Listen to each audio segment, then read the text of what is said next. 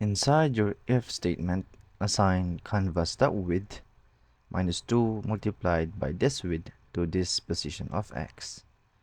So, inside our width, and we have to assign this one to position of x, meaning the position of x will be declared first because it is where we will assign the computation rather of width minus 2 and multiplied by width.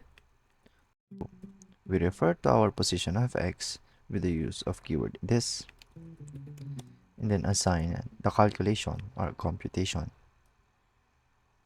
Just copy paste. Something's wrong. We forgot to tell the position where it is.